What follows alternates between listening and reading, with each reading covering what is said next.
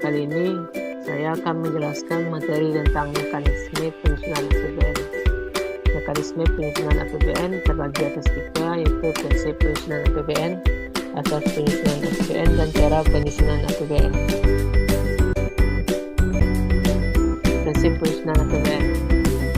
Prinsip penyusunan APBN terdiri atas dua, yaitu berdasarkan aspek pendapatan dan berdasarkan aspek pengeluaran negara.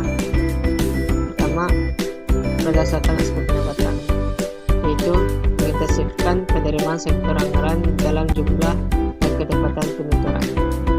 Yang kedua, mengintensifkan penagihan dan pemungutan piutang negara, misalnya sewa penggunaan barang-barang negara, sewa pelabuhan, dan sewa landasan pesawat.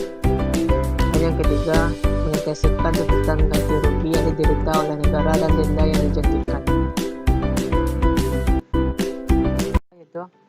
Prinsip penyusunan APBN berdasarkan aspek pengeluaran negara. Itu pertama, hemat, tidak boros, efisien, dan berdaya guna serta sesuai dengan kebutuhan teknis yang ada. Kedua, terarah dan terkendali sesuai dengan anggaran dan program kegiatan. Dan yang ketiga, mengusahakan semaksimal mungkin pembelian produk-produk dalam negeri dengan memperhatikan kemampuan atau potensi yang dimiliki. Asas penyusunan APBN. Asas atau dasar penyusunan APBN adalah sebagai berikut. Pertama, kemandirian, artinya pembiayaan negara didasarkan atas kemampuan negara, sedangkan pinjaman luar negeri hanya digunakan sebagai pelengkap.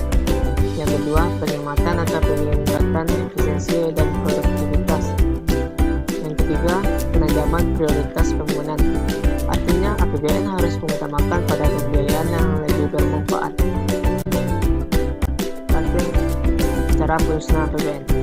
Pertama, setiap departemen, lembaga atau badan dan semua organisasi yang dibiayai oleh keuangan negara mengajukan usul atas rencana penerimaan dan pembiayaan kepada Presiden. Usul atau rencana tersebut akan dibahas kelompok kerja yang dibentuk untuk tujuan itu. Setelah disetujui, pemerintah mengajukan rancangan anggaran pendapatan dan belanja negara ke DPR. Setelah dibahas dan disetujui oleh DPR, RAPBN tersebut kemudian disahkan menjadi APBN melalui undang-undang. Bila RAPBN tidak disetujui oleh DPR, pemerintah menggunakan pagu APBN tahun sebelumnya. Pelaksanaan APBN diatur dengan keputusan Presiden Kepres dan dikembalikan untuk dilaksanakan. Anggaran pendapatan dan belanja daerah atau APBD adalah rencana keuangan tahunan pemerintahan daerah yang dibahas dan disetujui bersama oleh pemerintah daerah dan Dewan Perwakilan Rakyat Daerah serta ditetapkan dengan peraturan daerah. APBD disusun sesuai dengan kebutuhan penyelenggaraan pemerintahan dan kemampuan keuangan daerah. APBD disusun dengan tujuan untuk mengatur penerimaan dan pengeluaran daerah agar dapat mencapai sasaran yang telah ditetapkan, yaitu pertumbuhan ekonomi dan peningkatan kemakmuran masyarakat di daerah. Berikut ini tujuan penyusunan APBD lainnya, yaitu